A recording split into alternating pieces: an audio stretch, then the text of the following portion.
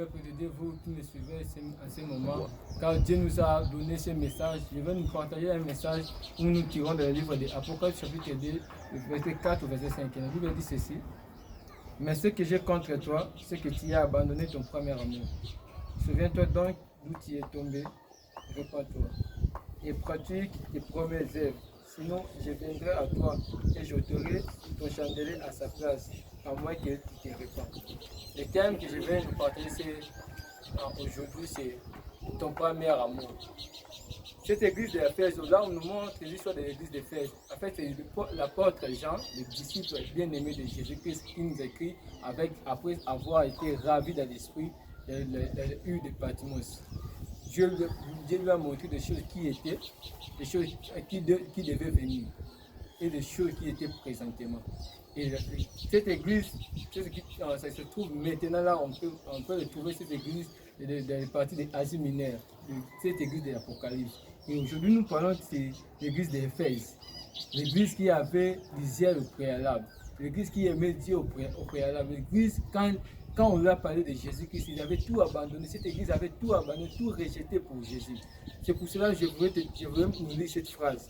Pour Dieu, les aides de la conversion doivent rester en constante, même après beaucoup de temps dans la vie chrétienne.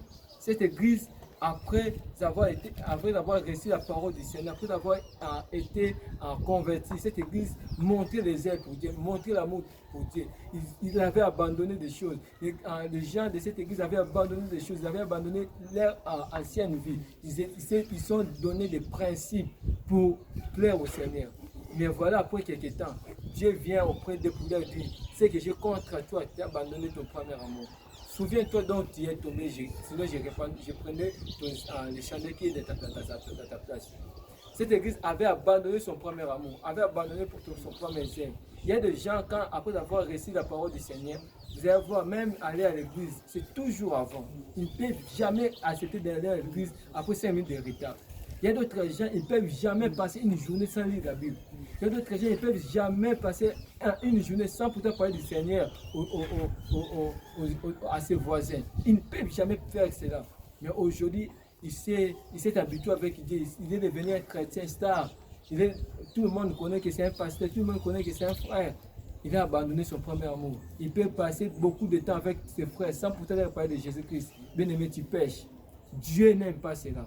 Dieu n'aime pas quand tu prends des décisions, des choses qui lui plaisaient plaisir, et puis à un moment tu abandonnes parce que tu as fait beaucoup de temps à l'église. Dieu n'aime pas cela. Mais cette église nous montre le type de chrétiens qui changent leur mode de vie après un temps dans l'église. Ce type de chrétiens qui changent leur mode de vie. Vous allez voir un frère zélé qui n'aime même pas pécher, qui n'aime plus faire de bêtises, qui n'aime plus parler de n'importe quoi dans sa bouche. Mais après un temps dans l'église, c'est un frère qui fait de mauvaises pratiques. C'est lui qui a commis de mauvaises pratiques. C'est le même frère qui parle de n'importe quoi. Frère, tu dois changer. Ma sœur, tu dois changer. Tu dois revenir au Seigneur. Dieu a besoin de toi. Dieu a besoin de ton âme. Dieu a besoin de ta vie. Viens au Seigneur. Rentre. Regarde là où tu es tombé. Regarde tes premières œuvres. Regarde tes premiers amours. Et viens au Seigneur. Demande à Dieu pardon et continue la marche comme tu le faisais auparavant. Le plus grand danger dans la vie est d'oublier là où on est tombé. Une personne qui oublie là où elle est tombée, c'est le plus grand danger. Si tu sais au moins que j'ai commis la masturbation, tu vas demander, tu auras la facilité de demander pardon. Si tu sais au moins que tu as commis l'impudicité, tu as commis le vol, tu auras la capacité de demander pardon. Mais si tu as oublié là où tu es tombé, si tu as oublié là où le péché s'est glissé dans ta vie, si tu as oublié cela, c'est le plus grand danger dans la vie.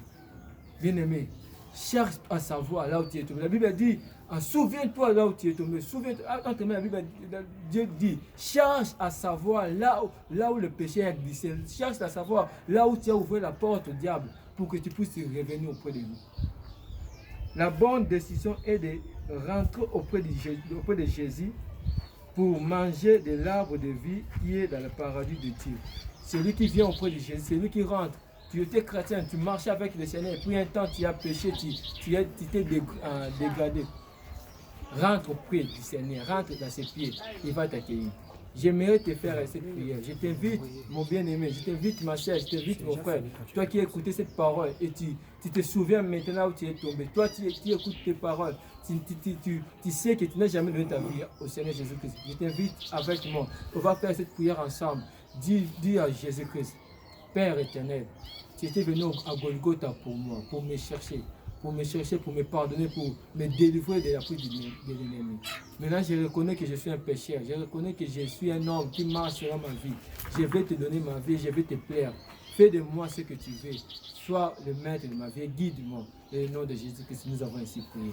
Amen. Si tu as fait cette prière, tu es maintenant enfant de Dieu. Dieu te bénira abondamment. Envoie-nous tes messages, tes témoignages, que Dieu te bénisse. On se voit à la prochaine.